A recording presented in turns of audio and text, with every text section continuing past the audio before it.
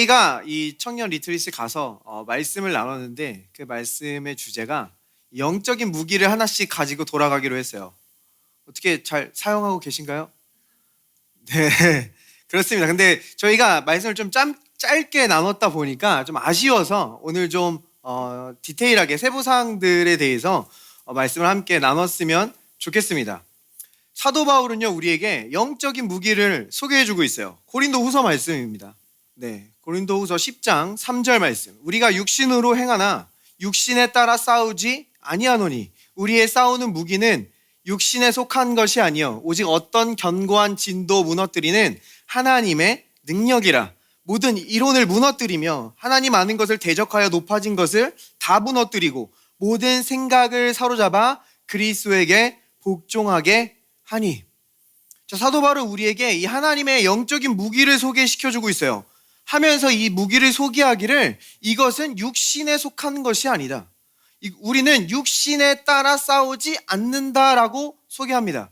그러니까 먼저 우리는 이 하나님의 무기를 알기 전에 이 육신에 속한 것, 육신에 따라 싸우는 것이 무엇인지 알 때에 이 영적인 무기, 하나님의 무기에 대해서 우리는 더 잘 이해할 수 있을 줄 믿습니다. 그래서 이 지금 고린도 교회의 이 상황을 보면요, 지금 이 본문에는 다 남겨있지 않지만 여러 가지 문제들이 있었습니다.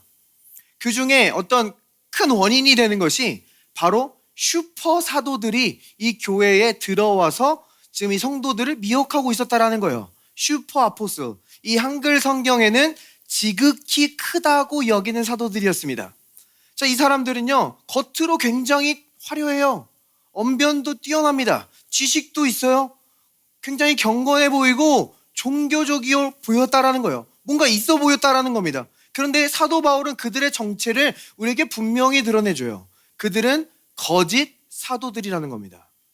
그리고 그들에 대해서 어떤 그들이 행할 때에 어떤 겉으로는 굉장히 있어 보이고 경건하지만 그들이 사실 그들의 마음 가운데는 어떤 다른 목적과 다른 이유를 가지고 있고 지금 고린도 교회를 자신의 목적과 자신의 이익에 맞게 이용하고 착취하고 있다라는 사실을 드러내줘요.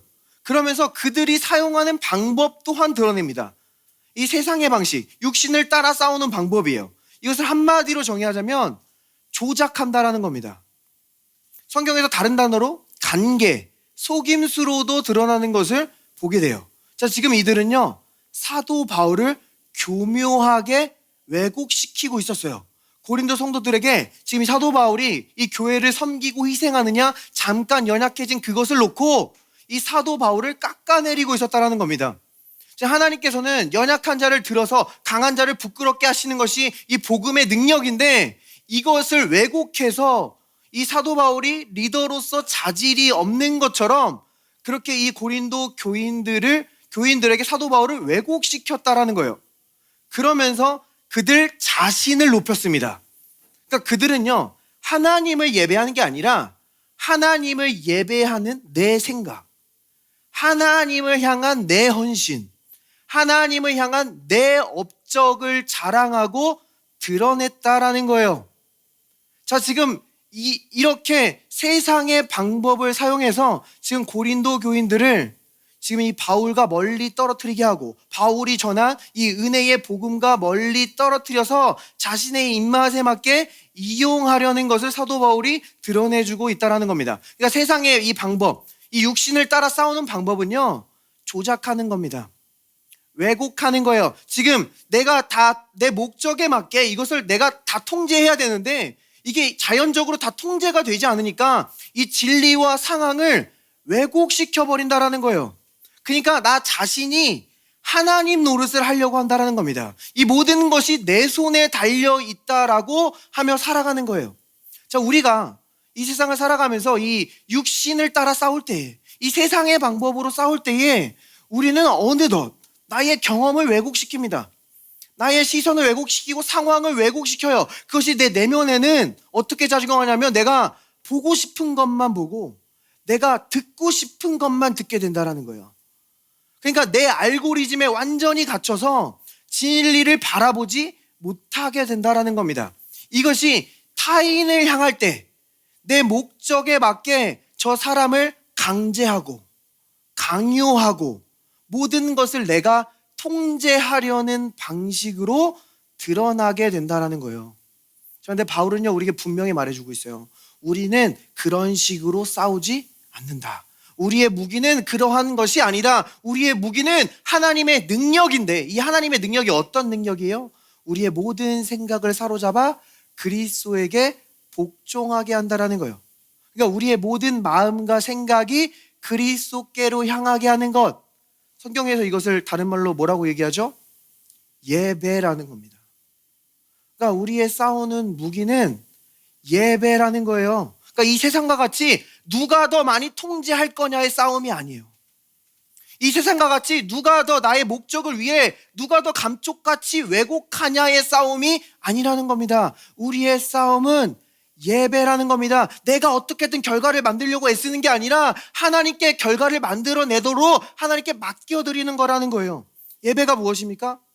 예수님이 누구시고 그분이 우리를 위해 무슨 일을 하셨는지 그것을 믿고 그것을 바라보고 그것을 감사하고 그것을 찬양하는 것이 우리의 예배입니다. 그러니까 우리의 싸움은요, 막 나의 상황을 쥐어짜고 나를 쥐어짜고 심지어 하나님까지 쥐어짜내 가면서 내가 결과를 만들어내려고 스트레스 받는 그러한 싸움이 아니라 우리의 싸움은 어떻게 주님을 바라볼 것인가의 싸움이라는 거예요. 우리가 그 예배 자리에 있을 때 하나님께서는 진짜 결과로 우리를 인도해 주신다는 겁니다.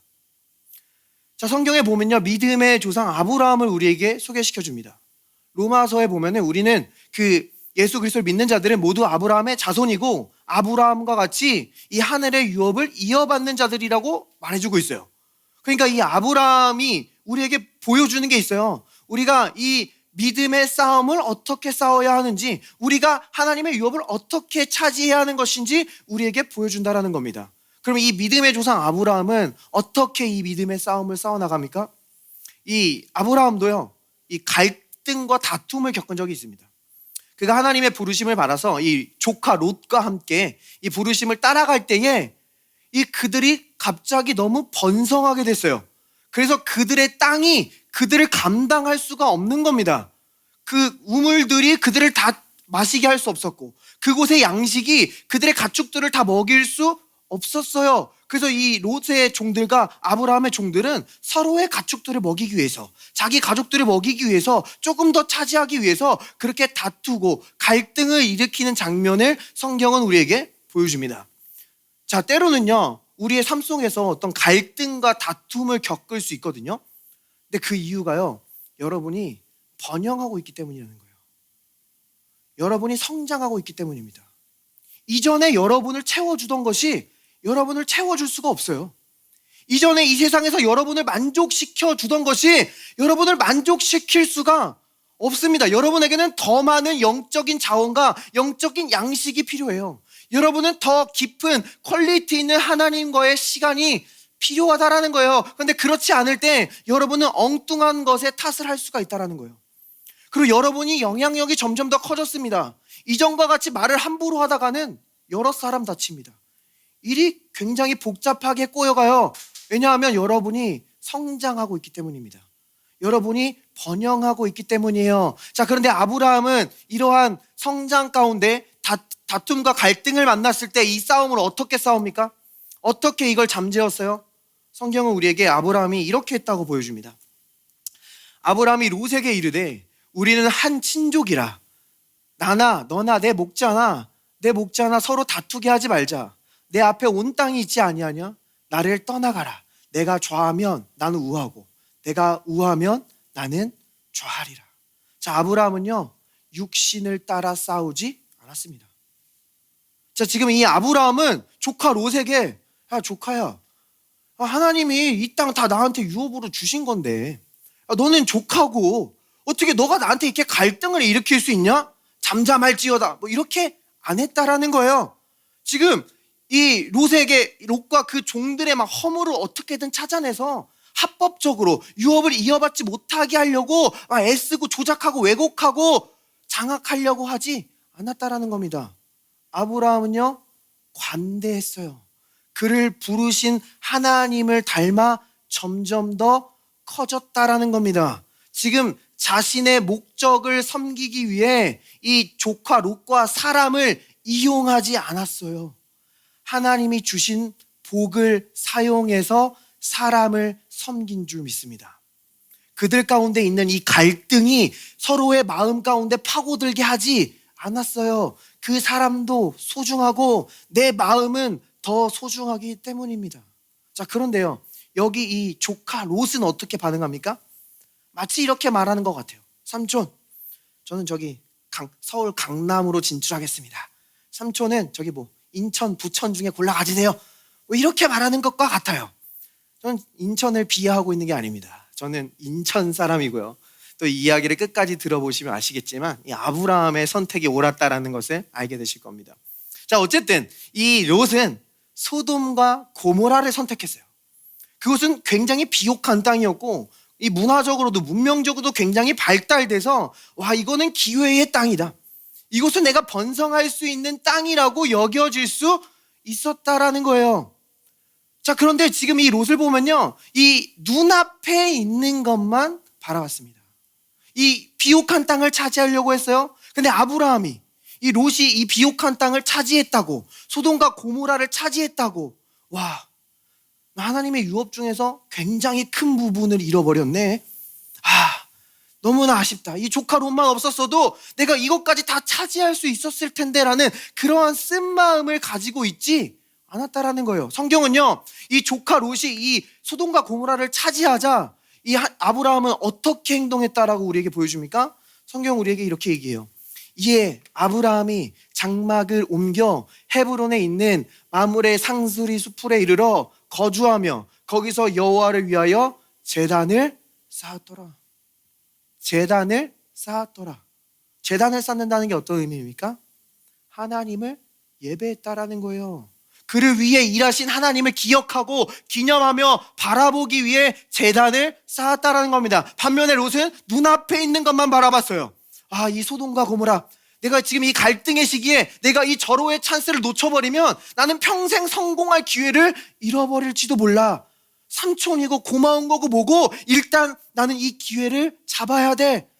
막 삼촌에게, 삼촌 그동안 보살펴 주셔서 감사합니다. 어린 저를 인도해 주셔서 감사합니다. 어떻게 제가 먼저 고르겠습니까? 삼촌이 먼저 고르세요. 이런 거 없었습니다. 롯은 그렇게 하지 않았어요. 단지 눈앞에 있는 것만 바라보고 그 기회를 잡으려고 했다는 거예요. 그런데 아브라함은 어떻게 했다고요?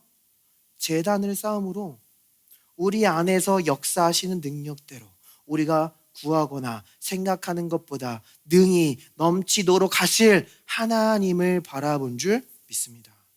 그러면요, 우리의 예배는요, 내가 일하는 시간이 아니라 하나님이 일하는 시간이라는 거예요.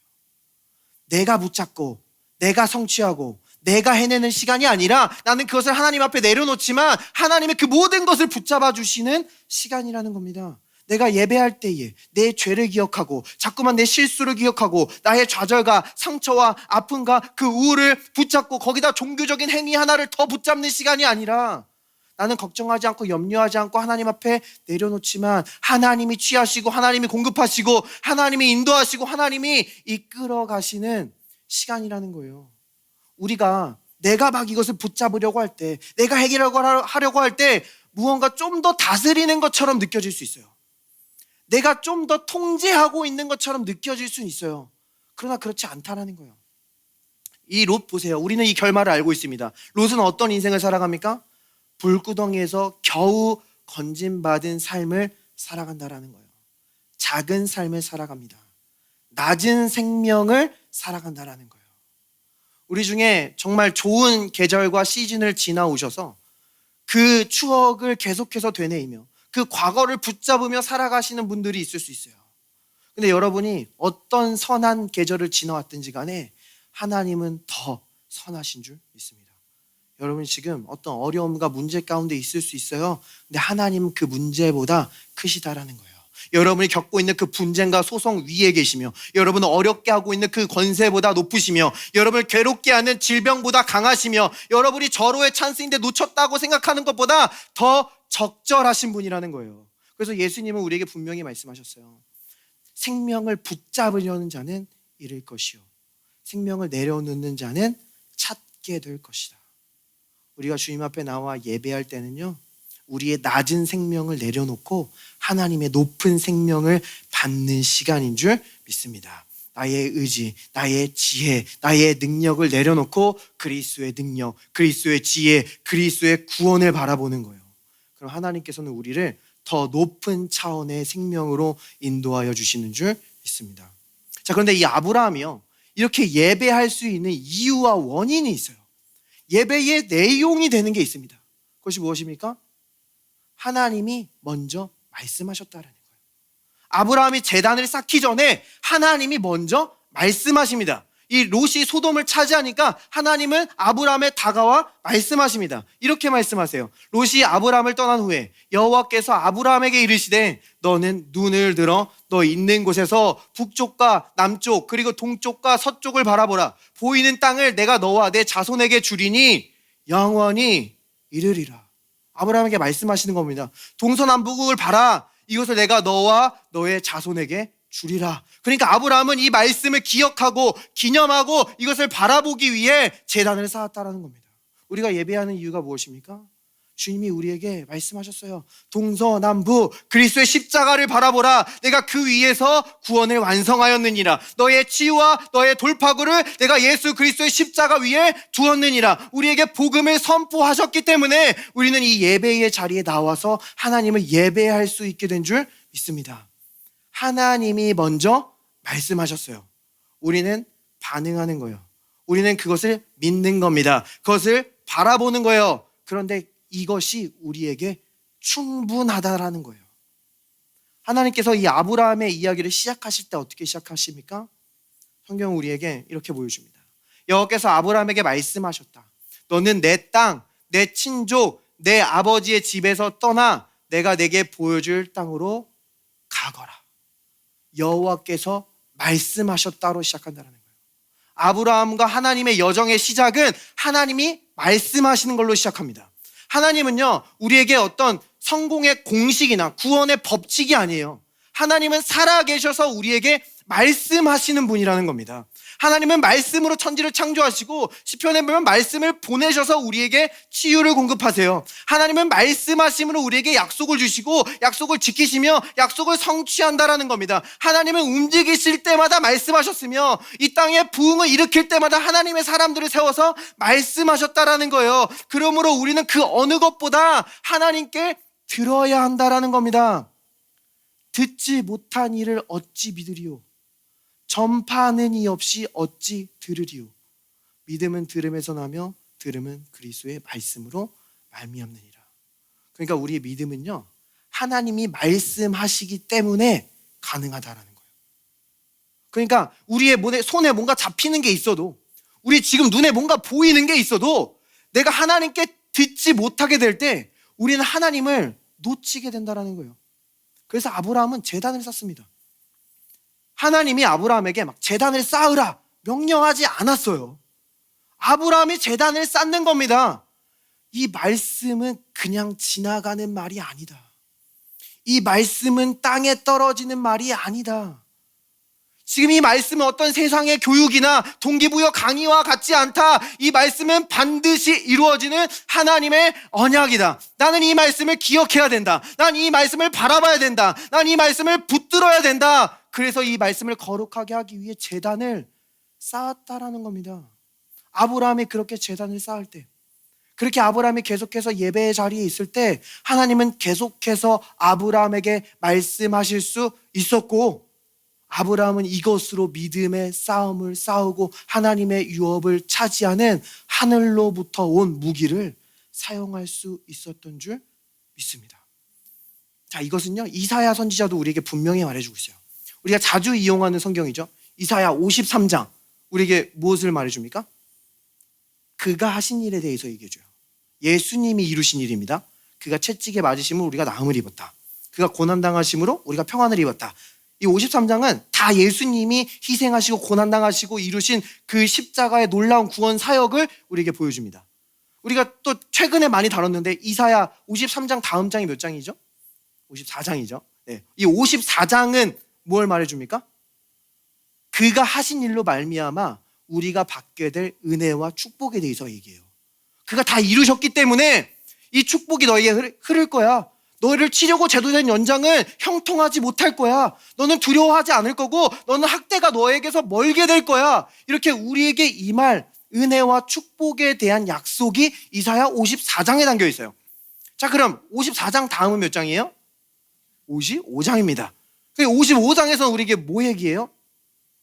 이 55장에서는요, 주님이 다 하신 일 다음에 우리가 해야 될 일에서 대해 말해요. 아니, 주님이 다 이루셨는데 우리가 뭘 해야 됩니까? 이사야 55장은 우리에게 이렇게 얘기해요.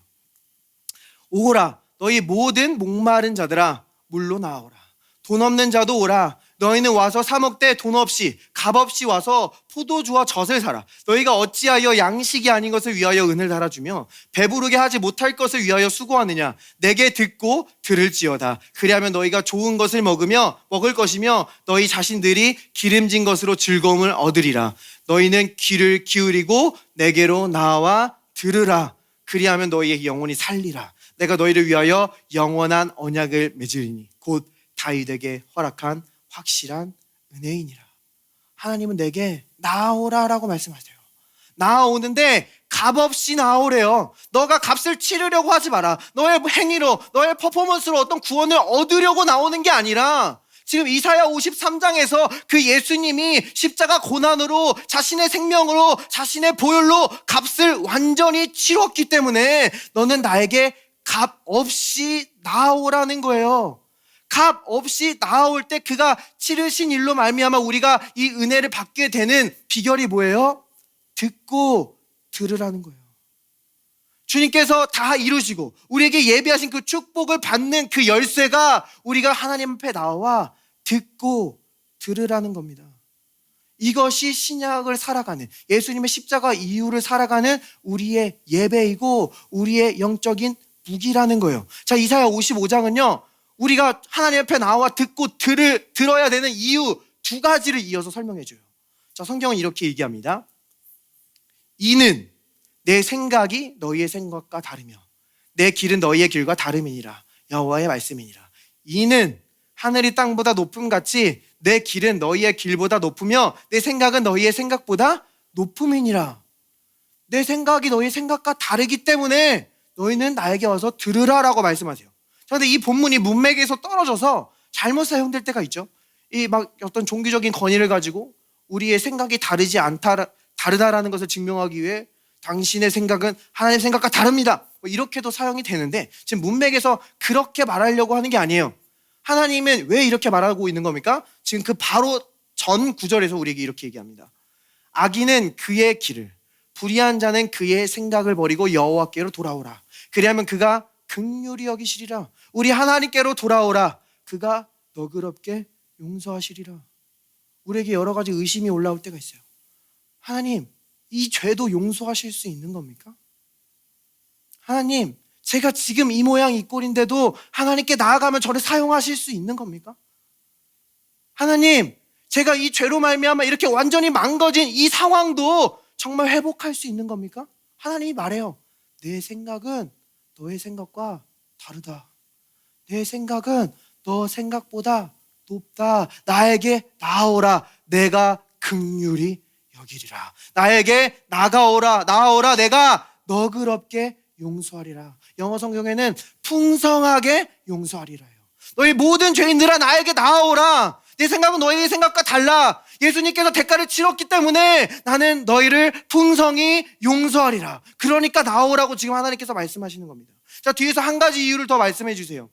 이는으로 시작합니다. 이는 비와 눈이 하늘로부터 내려서 그리로 되돌아가지 아니하고 땅을 적셔서 소출이 나게 하며 싹이 나게 하여 파종하는 자에게 종자를 주며 먹는 자에게 양식을 준 것 같이 내 입에서 나가는 말도 이와 같이 헛되이 내게로 돌아오지 아니하고 나의 기뻐하시는 뜻을 이루며 내가 보낸 일에 형통함이니라. 하나님이 왜 나오라고 해요? 이는 하나님의 말씀이 너희의 삶에 비와 눈처럼 내릴 것이기 때문에. 이 말이 무슨 말이냐면요, 비와 눈은요 어디든지 내립니다.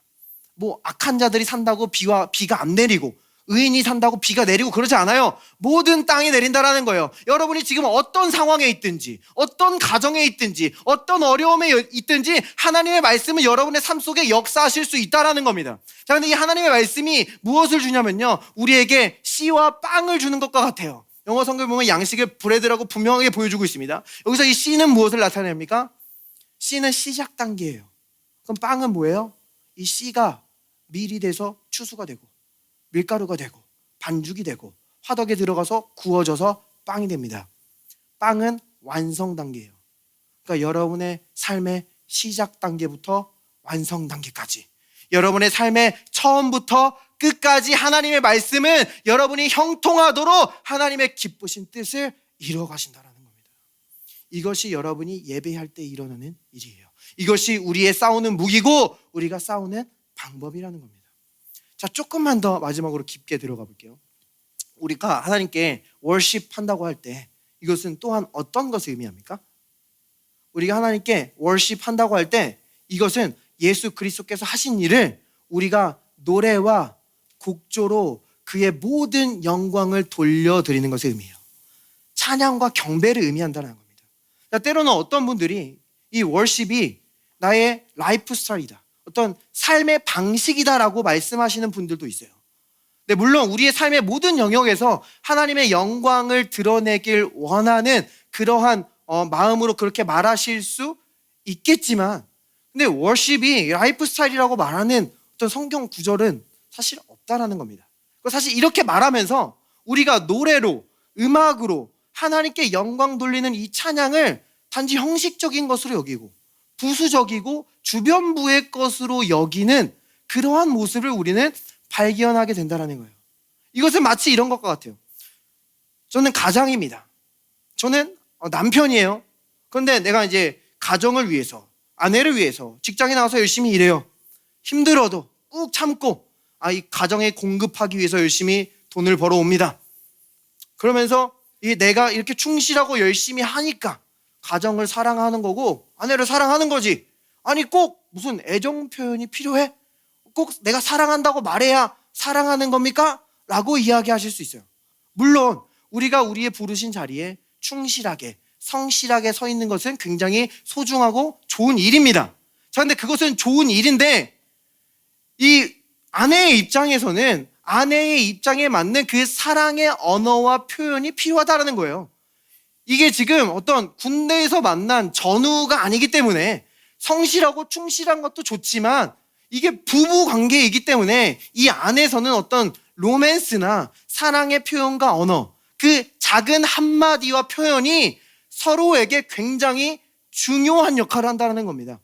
그래서 이 하나님과 이스라엘 백성들도요, 이 부부 관계로 묘사되거든요. 결혼 혼인 관계로 묘사됩니다. 자, 근데 이 관계 가운데서 하나님의 기름 부으심과 지혜가 넘쳐나는 사람들을 우리에게 보여줘요. 그들은 이 지혜의 왕 솔로몬 왕의 보좌진들인데요. 그 사람들은 이 헤만, 에단 이런 여러 가지 사람들이 있습니다. 근데 그들에게 하나님의 기름 부으심과 막 지혜의 영의 역사가 엄청났어요. 근데 그들의 특징을 성경은 우리에게 어떻게 보여줍니까? 그들은 하나님을 찬양하는 찬양 리더였다라는 거예요. 자, 그러니까 이 말은요, 우리가 노래를 잘하냐 못하냐, 우리 음악적 소질이 있냐 없냐 이것을 말하려는 게 아니라 하나님께서 이 관계 가운데 기름을 부으시고 지혜의 영을 부으시는 방법이 찬양이라는 겁니다. 이 악한 영의 간계와 멍에를 대적하고 부수는 우리에게 주신 무기가 찬양이라는 거예요. 그래서 사도 바울은요, 이 에베소서 6장에서 영적 전쟁을 다루는 그 전신갑주를 이야기하기 전에 에베소서 5장에서 이렇게 설명하고 있는 것을 보게 됩니다. 그런즉 너희가 어떻게 행할지를 자세히 주의하여 지혜 없는 자같이 하지 말고 오직 지혜 있는 자같이 하여 세월을 아끼라. 때가 악하니라. 그러므로 어리석은 자가 되지 말고 오직 주의 뜻이 무엇인가 이해하라. 바울은요, 이 하나님의 지혜로 세월을 아끼라고 말해요. 하나님의 지혜는 우리의 세월을 아낄 수 있습니다. 여기서 이 아끼다라는 이 단어는 영어 성경 보면 아시겠지만 리딤, 구속하다, 속량하다라는 말이에요. 이것은 예수님께서 우리를 율법의 저주에서 구속하다, 속량하다와 동일한 단어입니다. 그러니까 예수님께서 자신의 피로, 자신의 생명으로 우리를, 죄에 팔린 우리를 되사셨어요. 마찬가지로 하나님의 지혜로 우리는 우리의 낭비하고 잃어버린 세월을, 시간을 되찾을 수 있다라는 겁니다. 그러니까 세월을 그냥 흘려보내는 것이 아니라 한 해를 보내고 나서 막 허망함을 느끼며, 막 허무함을 느끼며, 이 인생이 다 무슨 소용인가라고 고백하는 것이 아니라 한 해를 보내고 나서 올 한 해는 최고의 한 해였다. 올 한 해는 굉장히 의미 있었다 라고 고백하게 한다는 겁니다. 하나님의 지혜는 내가 낭비하고 잃어버렸던 시간이 무의미해질 정도로 우리의 세월과 시간을 의미 있게 한다는 거예요. 그런데 이 하나님의 지혜가 우리에게 어떻게 부어집니까? 바울은 뒤에서 이렇게 설명해요.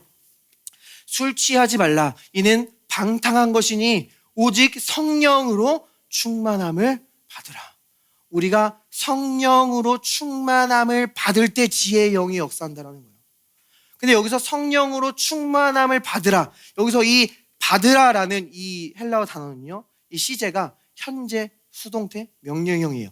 이 의미가 뭐냐면, 이 헬라어가 현재 시제로 현재 명령형으로 쓰이면요, 이것은 일회적인 사건이 아니라 계속적이고 지속적인 의미를 갖습니다. 그러니까 우리가 한 번 성령으로 채워지는 게 아니라 너는 지속적으로 성령으로 채워져라라고 말해주고 있는 거예요. 근데 여기서 이게 수동태라는 의미는요, 내가 나를 채우는 게 아니라 나를 채우도록 허락하는 것을 의미합니다.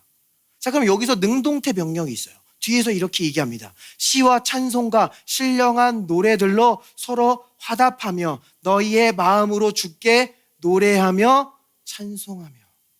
우리가 하나님을 노래하고 찬송할 때, 우리가 능동적으로 노래하고 찬송할 때 성령이 우리에게 채워지신다라는 거예요. 지혜의 영이 우리에게 부어진다라는 겁니다. 이것이 우리가 찬양할 때 일어나는 일이라는 거예요. 자, 그래서 이 사도 바울은요, 이 지혜에 대해서, 이 찬양에 대해서 이야기하고 바로 다음에 관계에 대해서 이야기해요. 부부 관계, 이 자녀와의 관계, 직장 상사와의 관계. 자, 그러니까요, 우리의 모든 관계는요, 기름 부으심이 필요합니다.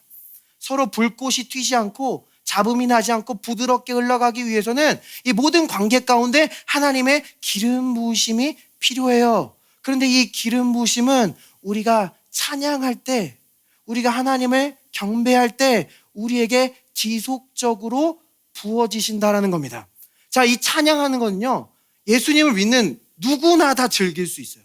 우리가 막 음악을 잘 몰라도, 이게 뭐 몇 분의 몇 박자인지, 이게 뭐 단조인지 장조인지 코드가 뭔지 내가 절대 화음이 아니어도 나는 이 찬양을 즐길 수가 있습니다. 자, 우리가 이 찬양을 즐긴다라는 의미는요, 우리가 그거를 다 이해하지 않아도 된다라는 거예요. 우리가 이 찬양을 즐길 때 우리에게 지혜의 영이 역사하는데, 이것을 자연적인 영역에서도 어떻게 설명하냐면요, 우리의 마음이 음악으로 이완될 때 우리의 이 추론적이고 이성적인 이 뇌의 부분도 더 활성화된다는 것을 우리에게 보여줘요. 우리가 이 모든 문제에 대해서 계속해서 집착하고 생각하고 계속해서 추론하지 않고 오히려 우리가 덜 생각할 때 더 창의적인 되는 부분이 있다라는 겁니다. 우리가 계속 멍 때리고 아무것도 생각하지 않고 뭐 그렇게 살라는 의미가 아니라, 우리가 다 이해하지 못하고 우리가 다 몰라도 그것을 즐길 수 있는 이완된 마음에 대해서 우리에게 보여주는 거예요. 자, 이 성경 헬라어는요, 우리에게 마음의 이 특징들을 우리에게 잘 보여줘요. 이 마음과 생각을 나타내는 단어가 여러 가지 있는데요, 이 두 가지 대조를 잘 보여주는 단어가 있습니다. 바로 로기조마이라는 단어예요. 이 단어에서 로직, 논리라는 단어가 나왔어요. 우리의 이성적이고 추론적인 영역을 담당하는 파트입니다. 그리고 노이아라는 단어가 있어요. 이 단어는 우리의 상상력과 직관을 담당합니다. 그러니까 더 창의적이고 추론적인 영역을 말하는 거예요. 물론 우리의 뇌가 어떤 한 부분만 사용되는 게 아니라 이것이 긴밀하게 연결되어서 작동하지만, 사실상 우리가 이 세상을 살아갈 때에 우리가 더 논리적이고 추론적이고 어떤 분석하도록 요구받도록 되어 있다는 거예요. 우리 아이들은요, 마음껏 꿈꾸고 상상합니다. 근데 그 아이들이 자랄수록 꿈꾸지 마, 헛된 상상하지 마, 어서 세상에 대해 분석해, 세상에 대해 배워, 우리 아이들이 요구받게 되어 있다는 거예요. 근데 사도 바울은요, 에베소 교인들에게 어떻게 기도합니까? 영광의 아버지께서 지혜와 계시의 영을 부어서 너희의 마음의 눈을 밝혀달라고 기도해요. 마음의 눈. 여기서 이 마음에 해당하는 헬라어 단어가 디아노이아예요. 그러니까 우리가 막 분석하고 해석해서 알게 되는 그런 게 아니라 우리의 상상력의 눈이 밝혀져서 그냥 보게 된다는 겁니다. 지혜와 계시의 영이 부어질 때 우리의 마음의 눈에 빛이 부어져서 그냥 보게 된다는 거예요. 이것과 다른 표현이요, 에베소서 4장에 총명이 어두워진다라고 말하고 있어요. 여기서 이 총명에 해당하는 것도 디아노이아입니다. 자, 그러니까요, 많은 하나님의 사람들이 하나님께로부터 무언가 받을 때 그들이 막 분석하고 분해해서 무언가를 받는 게 아니에요. 그들이 보는 것을 통해서 받습니다. 그들이 나은 것을 보고 받고요, 그들이 형통하는 것을 보는 것을 통해 그들의 삶 속에 치유와 돌파구가 임한다는 거예요. 구약 성경에도 보면요, 이 선지자들을 표현할 때 선견자라고도 나와요. 영어 성경에 보면요, seer입니다. seer. 보는 자들이란 뜻이에요. 우리가 선지자들을 생각할 때 보통 말하는 자들이라고 생각할 수 있어요. 근데 그들은 말하기 전에 먼저 본다라는 거예요. 이 보는 게 핵심입니다. 그래서 하나님께서 이 선지자들을 보내기 전에 언제나 그들에게 물어봐요. 이사야야, 너는 지금 무엇을 보느냐? 에스겔아, 에레미야야, 너는 지금 무엇을 보고 있느냐? 자, 이 보는 것은요, 육신의 눈으로 보는 게 아닙니다. 마음의 눈이 떠져서 보는 것을 의미하는 거예요. 성경에 이 마음의 눈으로 보는 것을 다른 말로 비전이라고 이야기합니다. 묵시가 없으면 백성이 방자히 행하나니. 이 묵시가요, 비전이에요. 그러니까 우리가요, 비전을 잃어버릴 때 자제력을 잃어버립니다. 비전을 잃어버릴 때 희망을 잃어버리고요, 비전을 잃어버릴 때 결국 모든 것을 잃어버려요. 그런데 우리 눈에 무언가 보이지 않아도, 물리적으로 보이지 않아도 비전이 있을 때 우리는 삶을 살아낼 수가 있다는 말입니다. 엘리사 선지자와 사환도요, 이 적군들에게 완전히 포위된 적이 있었습니다. 그때 이 사환은 엘리사 선지자에게 이야기해요. 선생님, 지금 우리가 적군에게 포위되었습니다. 어떻게 합니까? 그래서 이 엘리사 선지자는 하나님께 주여 구원하여 주시옵소서 이렇게 기도하지 않아요. 주여 우리를 지키시고 보호하옵소서 기도하지 않아요. 사환을 위해 기도합니다. 주여 이의 눈을 열어 보게 하옵소서. 그러니까 이가 무엇을 봅니까? 그들을 둘러싼 적군보다 그들을 지키고 보호하는 하나님의 군대, 불말과 불병거가 훨씬 더 많음을 보게 되었다는 거예요. 그러니까 지금 이 문제는요, 이 군사의 많고 적음의 문제가 아니었어요. 전략의 문제나 지형의 문제가 아니었어요. 비전의 문제였다는 겁니다. 여러분이 삶 속에서 어떤 어려움을 겪고 있을 수 있어요. 그것이 상황의 문제라고 판단될 수 있습니다. 상황이 열악해서, 상황이 부족해서. 그런데요, 그것이 비전의 문제일 수 있다는 거예요. 지금 여러분들이 어떤 악한 영의 공격의 문제라고 생각할 수 있어요. 어떤 저 사람의 부족함 때문에, 어떤 저 가족의 문제 때문에 내가 지금 힘든 거라고 생각할 수 있어요. 근데 여러분이 비전을 잃어버렸기 때문일 수 있습니다. 우리가 온전히 보지 못할 때 우리는 잘못된 길로 가요. 잘못된 방법을 찾아요. 잘못된 사람들과 어울리게 된다는 거예요. 그런데 우리가 하나님이 하신 일을 찬양하기 시작할 때, 우리가 그분이 하신 일을 노래하기 시작할 때 우리에게 성령이 채워지며 지혜의 영이 부어지며 우리가 온전히 보게 되는 점이 있습니다. 나의 문제보다, 나의 계획보다, 나의 어려움보다 크신 하나님이 보입니다. 나의 죄보다, 나의 죄책감보다, 정죄감보다 크신 예수 그리스도의 십자가가 보여요. 우리가 온전히 보게 됩니다. 돌파구를 보게 돼요. 이것이 우리가 싸우는 방법입니다. 이것이 우리가 사용하는 무기라는 거예요. 자, 그런데 이 예배는요, 단지 우리에게, 우리 한 사람에게 돌파구만 가져다 주지 않아요. 제가 어렸을 때 부모님의 손에 이끌려서 많은 예배 자리에 데려감을 당했어요. 제 의사는 없었습니다. 데려감을 당했어요. 저는 그곳에서 물론 가기 싫은 적도 많았고 불평한 적도 많았는데 분명하게 본 게 있어요. 기도의 돌파가 있다. 찬양의 돌파가 있다. 모든 것이 하나님께로부터 왔고 하나님께로 드리고 하나님께로부터 받는 것을 목격하게 했다라는 겁니다. 자, 이 예배는요, 단지 여러분에게만 돌파가 되는 게 아니에요. 여러분의 자녀들에게 돌파가 되고요, 여러분의 자녀의 무기가 되고요, 여러분의 자녀의 유업이 된다라는 거예요. 제단을 쌓는 삶을 살았던 이 아브라함은요, 결국 하나님 품으로 갔습니다. 근데 100년도 더 지나서 그의 손자 야곱이 힘든 시즌을 보낼 때, 그가 사고치고 아버지의 집에서 쫓겨나서 삼촌 집으로 도망가는 그 힘들고 지친 시기에 성경은 그가 베델로 인도됐다고 말해요. 베델에서 한 돌을 베고 잠이 들어요. 그러자 그는 보기 시작합니다. 하늘과 땅이 연결되고 사닥다리 위로 천사들이 오르락내리락 하는 것을 봐요. 주님을 보게 됩니다. 그는 놀라서 일어나서 고백해요. 이곳에 하나님이 계셨거늘 내가 알지 못하였도다. 그리고 그가 베고 누웠던 돌을 주목합니다. 맞아요, 바로 그 돌이에요. 내가 할아버지로부터 들었던 바로 그 돌이에요. 하나님께서 말씀하셨고 그것을 기념하고 바라보기 위해 아브라함이 세웠던 바로 그 제단이었어요. 그 제단은 아브라함에게 돌파구를 가져다 주었고 그 제단은 100년도 뒤에 야곱에게도 돌파구를 가져다 주었다라는 겁니다. 우리가 저번에 나눴던 그 여호수아와 요단강 이야기 기억나시죠? 돌을 요단강에서 꺼내왔습니다. 그 돌이 무엇을 말한다고 했어요? 후일에 자손들에게 하나님이 하신 일을 말하려 함이라. 후일에, 미래라는 뜻이에요. 그러니까 우리의 예배는요, 여러분의 미래를 만들어 갑니다.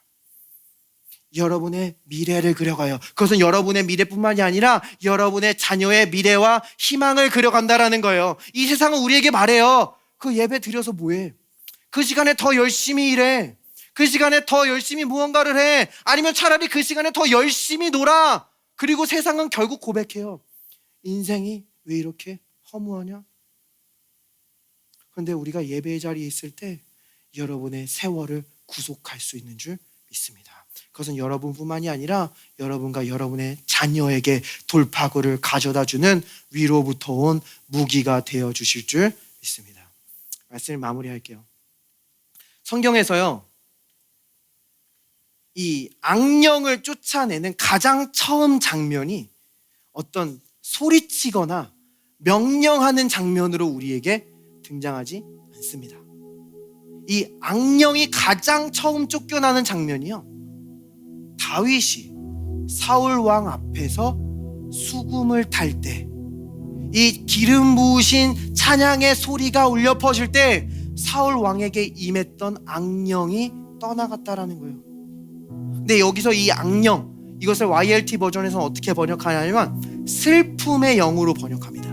우리를 우울하게 하고 침울하게 하고 어떤 멜랑콜리한 그런 무드로 몰아넣는 그런 영을 우리에게 말해주고 있는 거예요. 자, 요즘 사회를 보면요, 어떤 슬픈 발라드 음악이나 어떤 멜랑콜리한 분위기를 주는 그런 음악을 좋아하고 즐겨 듣는 많은 사람들을 보게 돼요. 그런 음악들을 다 듣지 말라는 게 아닙니다. 근데 우리는 분별할 수 있어야 돼요. 자, 이 성경에서는요, 우리에게 분명히 말해요. 잠언은 말하기를 우리의 마음의 즐거움은 양약이나 심령의 근심은 뼈를 마르게 한다는 겁니다. 이 슬픔은요, 단지 기분이 아니에요. 그것은 실제적으로 여러분의 신체와 상황에 영향을 줄 수 있다는 겁니다. 그리고 그 슬픔의 배후에는 이 슬픔의 영이 역사하고 있음을 우리에게 분명히 말해주고 있어요. 그리고 그 슬픔의 영은 음악도 사용할 수 있다는 거예요. 그래서 많은 슬픔을 노래하는 가수들이 이 우울증에 빠지고, 많은 슬픔에 몰입하고 악에 몰입해서 연기하는 배우들이 여러 가지 정신질환을 겪는 것을 우리는 너무나 잘 알고 있습니다. 과학적으로도요, 진자 운동 실험이 있었어요. 이 옛날 시계들 아시죠? 펜듈럼 클락이라고 이 진자 운동을 하는 벽걸이 시계들이 있었습니다. 그거를 한 방에 몰아놓고, 이 처음에는 다 랜덤으로 이게 흔들렸어요. 근데 그거를 그냥 몰아놓고 시간이 지나니까 그것이 모두 동기화돼서 동일한 진자 운동을 하고 있다는 겁니다. 그러니까 서로가 서로에게 진동으로 영향을 줘서 서로가 서로를 동기화시켜 버렸다는 거예요. 이것은 음악의 영역에서도 마찬가지입니다. 영적인 영역에서도 일어나요. 그래서요, 이 바울이 수금을 탈 때 이 그 장면을 성경 우리에게 이렇게 보여줍니다. 하나님께서 부리시는 악령이 사울에게 이를 때에 다윗이 수금을 들고 와서 손으로 탄즉 사울이 상쾌하여 낫고 악령이 그에게서 떠나더라. 자, 먼저 오해가 없으면 좋겠습니다. 하나님께서 부리시는 악령이라는 뜻은요, 하나님이 사울에게 악령을 보냈다는 게 아니라 하나님의 허용 아래 이 악령이 있었다는 히브리식 표현입니다. 하나님이 보낸 거 아니에요. 자, 근데 여기서 이 다윗이 수금을 타니까 어떻게 됐어요? 사울이 상쾌해지고 났어요. 그 다음에 악령이 떠났습니다.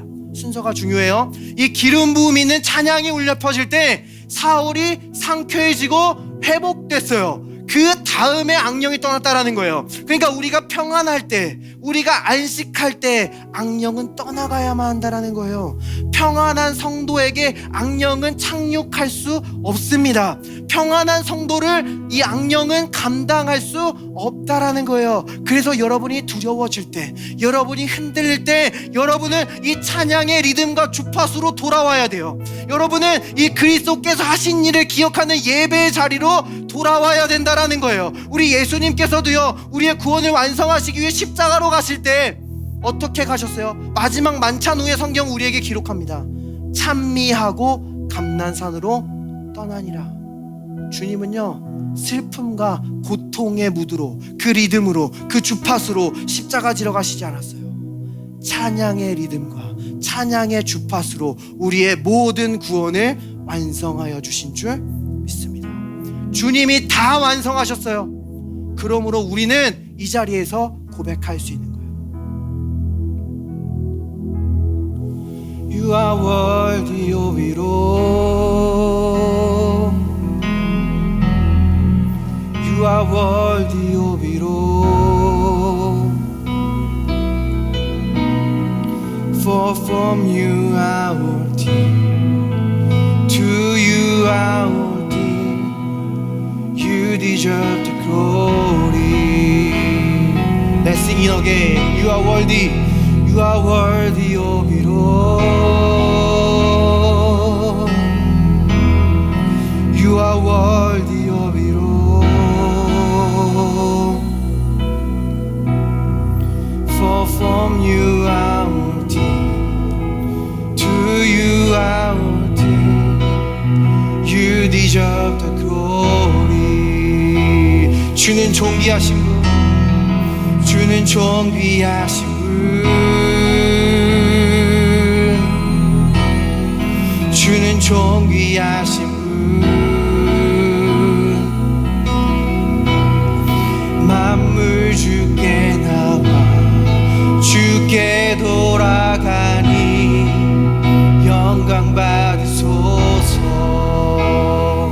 이 좋은 예수님을 아직 영접하지 않으신 분이 있다면 저와 함께 기도했으면 좋겠어요. 주님, 저의 모든 죄를 너그럽게 용서하시니 감사합니다. 나는 그리스도 안에서 완전합니다. 온전합니다. 치유받습니다. 돌파구를 발견합니다. 감사합니다. 예수님의 이름으로 기도합니다. 모든 그레이스하우스로 축복하며 기도합니다. 주님, 우리에게 성령의 기름 부어주시니 감사합니다. 우리의 마음을 떠서 밝히 보게 하여 주시옵소서. 지금 우리의 삶에 행하고 있는 하나님의 일을 보게 하여 주시옵소서. 우리에게 행하실 놀라운 비전을 보게 하여 주시옵소서. 이번 한 주를 살아갈 때 우리를 둘러싸고 있는 질병보다, 문제보다, 어려움보다 우리를 둘러싸고 있는 하나님의 군대와 불말과 불병거가 훨씬 더 큼을 바라보게 하시고, 주님께서 행할 일을 보게 하셔서 우리에게 이루실 그 하나님의 놀라운 비전이 우리의 삶 속에 경험되어지는 그러한 예배의 삶이 살아가도록 이번 한 주를 주여 축복하여 주시옵소서. We prayed in Jesus' name. Amen. Praise the Lord.